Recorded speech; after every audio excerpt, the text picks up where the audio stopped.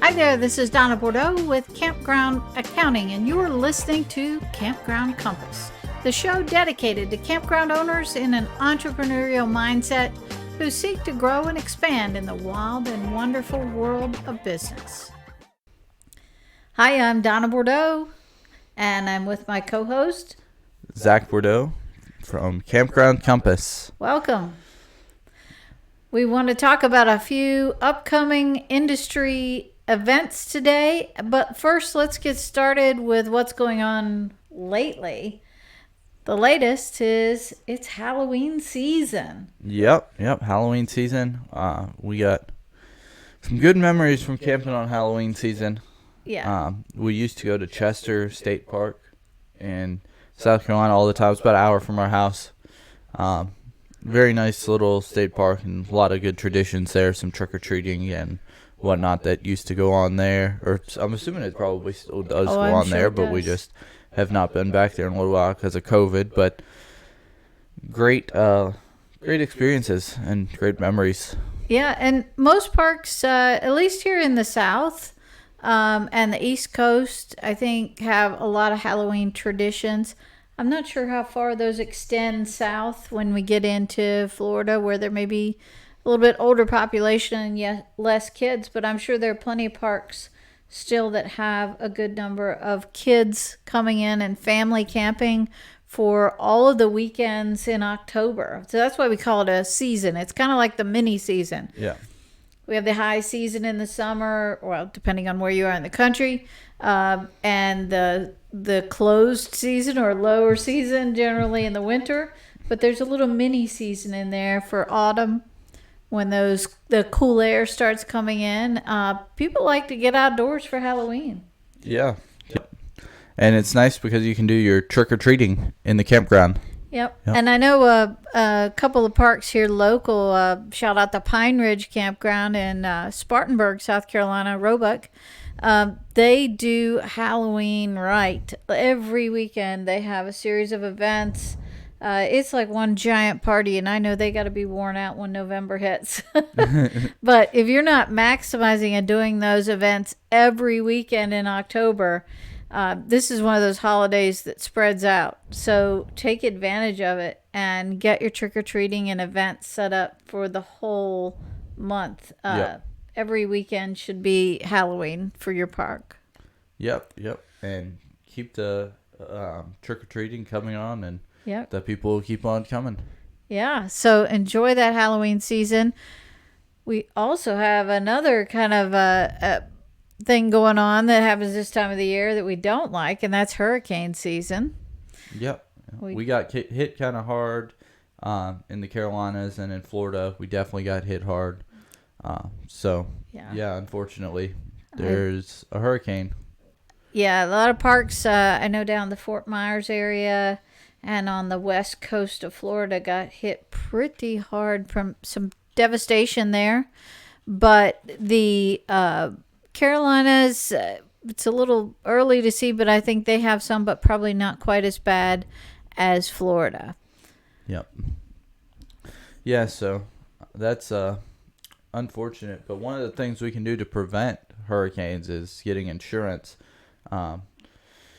And I don't know if you can prevent the hurricane, Or, but well, you can can't prevent the hurricane, hurt but that you can happens. prevent the hurt. Yeah, you know what I mean. And make your job a little bit easier Yep. afterwards. Yep. So I thought you had a magical cure for hurricanes. I was excited. yeah, I don't know. Listeners, if you have any ideas for a prevention for a hurricane, let us know. Yeah, that could be your $1 million idea Yeah. for campgrounds. Yeah, here we go. Where'd my button go? Here we go. $1 million idea. Yeah, hurricane prevention. Hurricane prevention. Yeah. But that leads into an interesting topic that we're going to be addressing on a future podcast, and that is insurance. We're going to have a guest on to talk a little bit more about how to deal with the insurance claims and how to deal with making sure you have adequate coverage for your park. So listeners, feel free to ask some ideas. Hit us on Facebook and Instagram and DM us some ideas. You can also go to campgroundcompasspodcast.com/ideas and fill out that form. and we'll be happy to get to it. Or you can email ideas to hi@campgroundcompasspodcast.com, and we'll be happy to help answer your questions. That would be great. All right, so let's get into some news. Yep. So here's our new news intro. All right. Good. I told y'all on the last podcast that I would have some new intros ready by this podcast. Yeah. And we got it. So Yeah, definitely. All right. So industry events are also in the news this season. Yep. Usually after the summer cools down a little bit, most of the state organizations have their upcoming industry events coming. So we have a great calendar over at Campground Accounting on our website for all the upcoming events.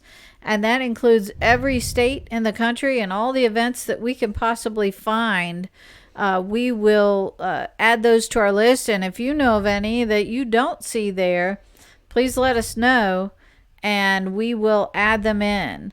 We've got a populating calendar up at the top here that will rotate in any events coming up soon. So check that out at campgroundaccounting.com/upcoming-events and you'll see them all there. Yep, and we will leave that in the show notes too. Absolutely. So you can find it. Yep. Yeah. Well, we talked about Halloween season, we talked about hurricane season, industry event season. We're missing one other big one that affects the tax world. What could that be? That's 1099 season is just around the corner. Yep.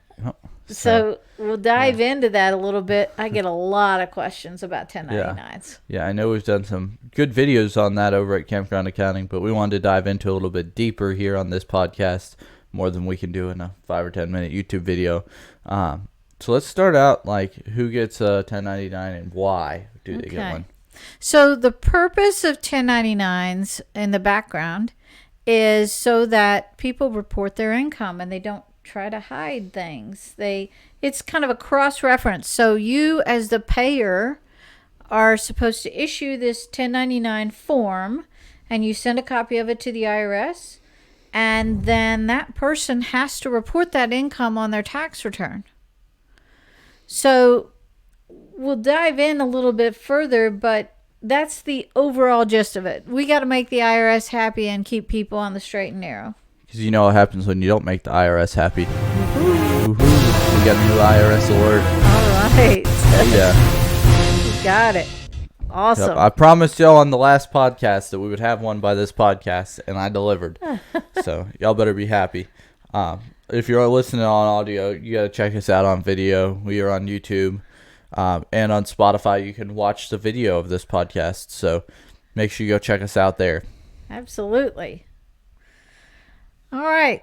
So 1099. So let's dive into who gets one. Yeah, let's do that. All right. So here's some trigger rules here, and don't worry about taking notes. We'll have some links in our show notes to some other places where you can get the fine details here. But rule of thumb is anybody who's paid more than $600 from your business. So if you pay them more than $600 and they are an unincorporated entity, so that means individuals that you pay. That also means LLCs that you pay. And it means any business that doesn't have an Inc. or a Corp after them, you're going to have to chase this down. Now, there are a couple of ways that you can look at this. The other thing is with the who gets one. This is primarily for services and not products. However, you buy a lot of things from people that are both products and services. So you cross that line. So always err on the side of that everybody gets a 1099 unless you can prove they shouldn't. Mm-hmm. That's kind of our response to it. So what about work campers? Do they get one? Yeah. So if you paid a work camper, now paid, when I say the word paid here, let me clarify. I mean that you paid them by cash, by check, by any means that's not a credit card. So if you paid via PayPal or Stripe or through a credit card, you don't have to include that on a 1099 because those people are already getting that information from the credit card processors. But if you paid a work camper, and let's clarify what paid means. So if you gave a work camper a free site for the year or for a period of time, and that value exceeded $600, that is technically a 1099. You gave them, it's something other than cash. It's like bartering. But you're supposed to give them a 1099 for that. And also, you shouldn't just be giving away the site. That's a whole different idea. Reference back to some other videos we've done on work campers. But you want to clarify, basically take the side of, if you wrote anybody a check or paid them in cash, like your firewood supplier, if that's, a guy down the road, you need to give him a 1099. And what about, like, kind of transitioning out of that, how do you get, like, some of the information to file for those? Yeah, so what's needed to file a 1099 is a Social Security number or a federal ID number, and then the matching name or business name for that number. So it's really important that if you use a Social Security number, the name on that 1099 better be a name and not a business name. The IRS is going to match up the 1099 numbers to the names on there and make sure. And if you have a mismatch, you're going to get a notice in a year when you forget completely what that is. And you're going to need an address.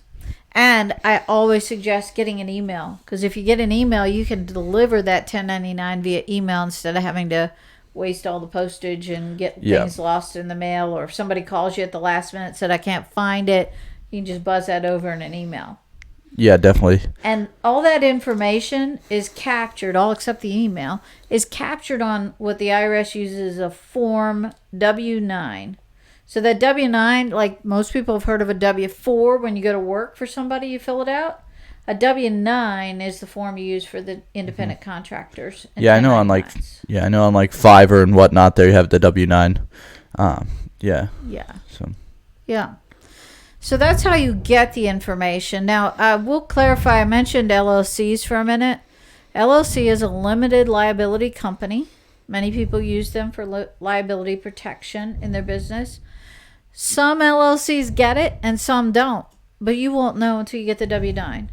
On the W-9, there's a box they have to check for how they're taxed, whether they're taxed as a corporation or as an individual or partnership. So you need that W-9 to know whether you're going to have to give that form or not. Yeah, so what happens if you don't have the info to file? Oh, that's a common one I hear. Well, and I'll hear actually a lot of them say, well, they won't give me that information. Or I don't know where they're at. Maybe you hired somebody to come in and do a repair at your park, and that was back in February, and you paid them $1,000. And now we are in the last quarter of the year, and you're digging for this info. Guess what? That guy's long gone. So how do you deal with that? Best choice, and here's a little rhyme for you. Not a dime without a 1099. So don't pay them, or a W-9. Don't pay them until they fill out that form. That's the only time you have that leverage. So as you're getting ready to submit payment to somebody, have that W-9 form ready. Oh, here's part of our vendor setup. We got to have you fill this out, and then I'll get your check. Yeah. That's super easy, and they will willingly fill it out. You're not going to be able to find Phil at the end of the year to complete that form if you paid him in February and he's long gone. Yep. So what do you do if you already did if that happened in the past? Yeah, you still can't get that info. Well, first off, like I said, you can prevent this all by having that form filled out up front, and then you don't have to deal with any of these problems. You could have said, I'll pay you via PayPal. Avoid the whole problem. But if you didn't, okay, you're on the hook. You are responsible for filing that info. Just like you're responsible for filing a tax return, you've got to file this 1099 form. So if you don't, there are penalties, of course. Mm-hmm. Our friends at the IRS love penalties. Right? IRS alert. IRS alert. Yep, they're getting the penalty monster ready for you. Okay, the penalties. Let's talk about what they are, because they're pretty steep. If the IRS assesses these, the penalties vary from $50 to $270 per form. Now, you may say that doesn't sound like too much. But there's a maximum penalty and fines of $556,500. We don't have to guess why they came up with that number. Obviously, nobody knows. It's the IRS. It's the IRS, all right? And if the business intentionally disregards the requirement to provide that statement. So there's a lot of question. We know that's a subjective thing. What is intentional? Who knows? It's the IRS.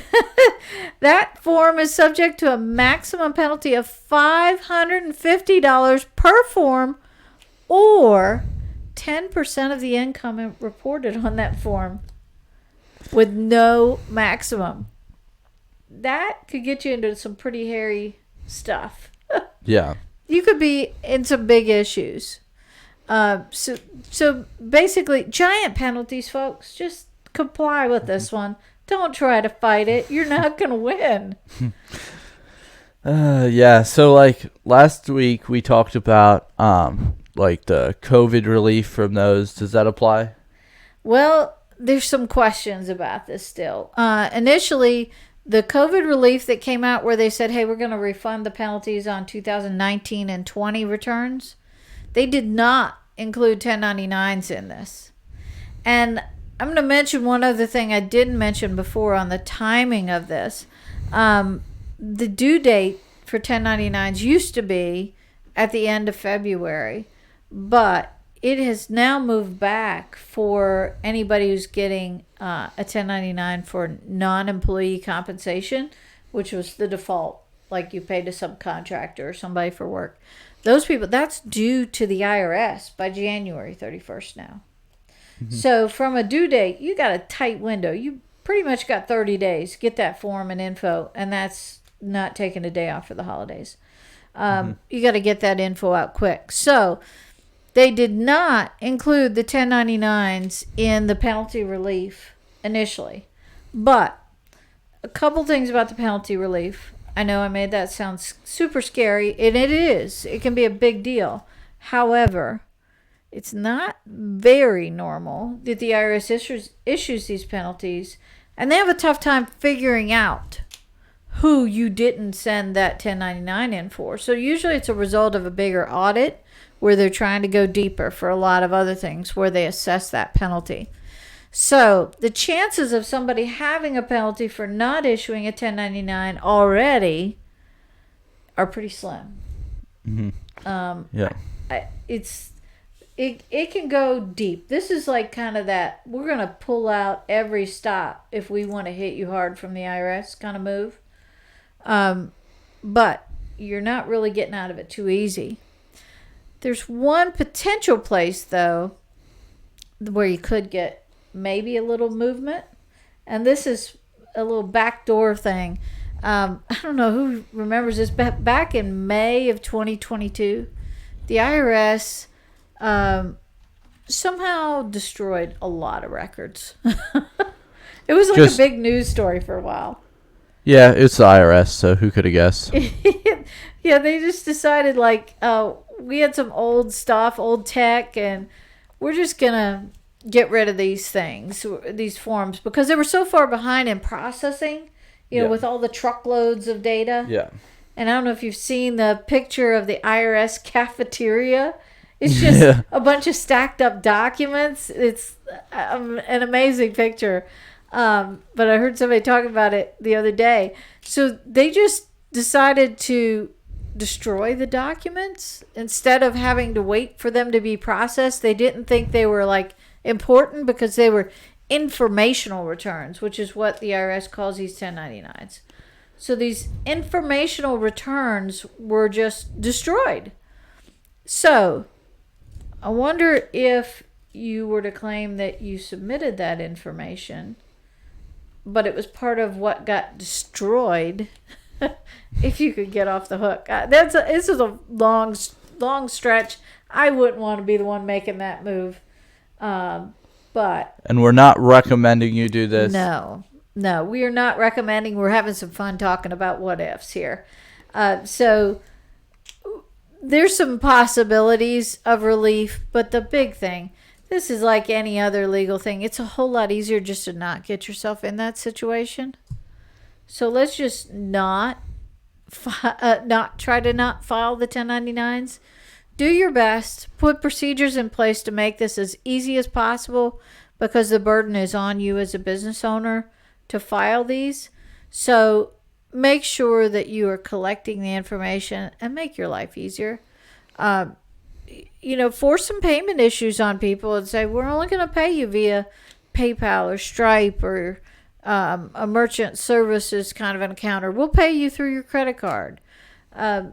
Those kinds of things. Or even, that brings up another point, Venmo. I get a lot of questions about Venmo and Zelle. Those products will count only if they were a business account, which most people using Venmo and Zelle are using personal accounts. Mm-hmm. So be careful. Don't commingle that stuff. Make sure you got a legitimate thing going on with paying people if you're trying to do it through a merchant account and not have to deal with the 1099s at all. Yeah, so the next topic I'm thinking we might want to move into, since we do have a little bit of extra time here, is the Anchorage Centennial Park is shutting down. It shut down Friday, and the homeless residents still don't know where to go. Yeah. So that's a tough situation from a societal perspective. You don't want to see that the homeless have even more difficult, but at the same time, if they're trying to run a campground, who's going to want to go if you're just overrun by homeless people there? Yeah, this is an interesting article that I found, and this was just published yesterday, so I'm guessing it was closed down yesterday. But and with winter coming too, I mean, they've got to find. That's the big thing that it kind of. Yeah, that's the big thing that it kind of talks about is like during COVID, this is where they all stayed, and they're all seeking shelter, but it's hard because it's already 45 degrees there. Yeah, Anchorage is a chilly little place. It's cold. Yep. I bet they're not having much in the way of Halloween celebrations in that park. Yeah, probably not. Yeah. So that's it's an interesting article. It's a common thing I hear when we talk more about seasonal type parks or people with seasonal sites or tent sites. Many campground owners are really against having tent sites, because there's a big stigma about that. A lot of times it's people coming in who are homeless living in a tent in their park. And, along with those things, we can stereotype a lot of things, but there are a lot of reasons people are homeless. Some are just purely down on their luck. Others have mental issues or drug abuse issues. And, for the average family campground owner, we don't want to be social workers too. You hate to kick somebody when they're down, but there are other places for people.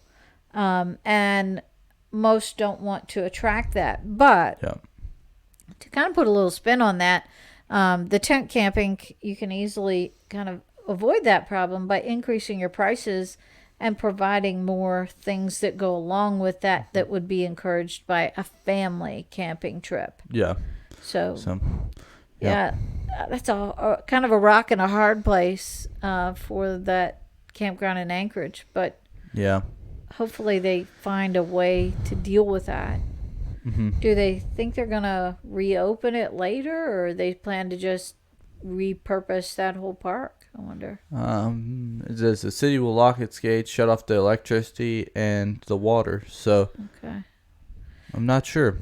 Yeah, and maybe they'll kind of wait until spring to reassess and decide what they could do with that as a new plan. It looks like during COVID, and I didn't read through the whole article, but from what I did read through, during COVID they started accepting kind of the homeless, and then the homeless people just kind of stayed there. Yeah. Yeah, that's a hard thing to deal with, but I wonder if that's maybe a county-owned or a state-owned park. Yeah, I think it's public. Yeah, if it is, I mean, obviously they've got other resources and they should be able to shift it to get those people to a different place or different source that can help them Yeah. in their journeys.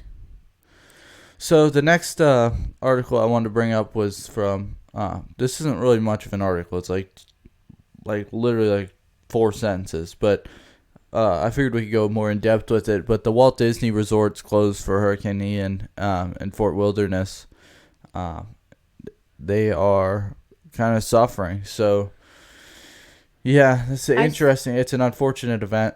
But yeah, it comes with the territory. It's just that time of the year. Sometimes we get bad weather. But I did see there were some people on Facebook that had been displaced and had to evacuate Disney. And that's got to be a bummer for their vacation. Yeah. But on the bright side, I have no doubt that Disney will do something extraordinary to make it up to those folks.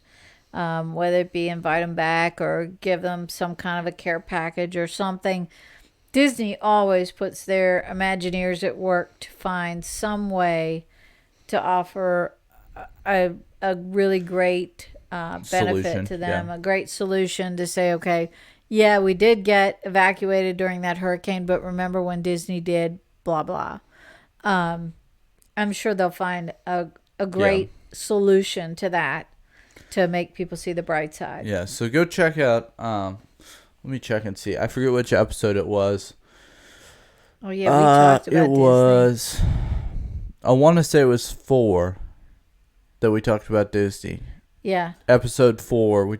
It's titled something like The Most Magical Place in the World. that's it. Yeah, it's 4. Episode 4. So go check that one out. We talked about Disney and some of our stories there. The time that I almost died.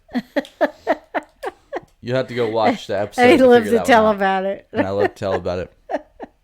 Yeah, and I'm looking forward to heading to Disney here soon. Yep. We're going to be heading there for the KOA conference. We're Yep. going to be staying at Fort Wilderness, so hopefully they get everything back up and running. Yeah. And I have no doubt they will. Yep. So the KOA conference, it'll be in Orlando, Florida, November 16th through 17th of 2022. So come find us. We'll be there. Yeah. We'll be there to talk to all y'all, and we hope to see some of y'all there. Yeah, I'm ready to go and meet the people. Yep. So KOA conferences, they're always fun. So, yeah. All right. Well, I think that's a wrap for today. Yeah. A little bit of a shorter episode, but we got everything covered that we wanted to cover. So, kind of recap, Halloween. Make sure you got all your stuff. Obviously, Halloween. Today's Halloween, the day this episode's going to go out. But, so Halloween's already passed, but you can start thinking of some ideas for next Halloween, Thanksgiving. What kind of stuff can we do for Thanksgiving as that approaches rapidly? Hurricanes, and we talked about 1099s. Get those filed. And yeah, so gather that info. Yeah. So if you enjoyed, make sure you leave us a review on Spotify, Overcast, Apple Podcasts, Google Podcasts, Pocket Cast, Overcast. I think I already said that. I don't know if I did or not. All of the platforms. Go leave us a good review. Visit our website, campgroundcompasspodcast.com. And until next time. Oh, and you can also like and subscribe on YouTube. Video podcast, all the audio listeners, go check out the video podcast on YouTube. You might hear some loud air raid sirens or whatever throughout the episode. Those are actually graphics on the screen, so you gotta go check that out. Absolutely. So until next time, we will see you later. See ya.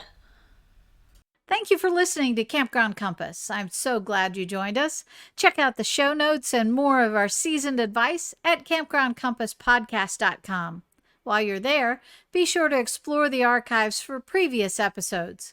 And if you never want to miss a single audio adventure in 4-season business growth, subscribe to this podcast here and on YouTube. If you like what you're hearing, please consider leaving us a positive review on iTunes. It would be very much appreciated. Friends on social media, check us out on Instagram and Facebook at Campground Compass. Until next time, stay savvy.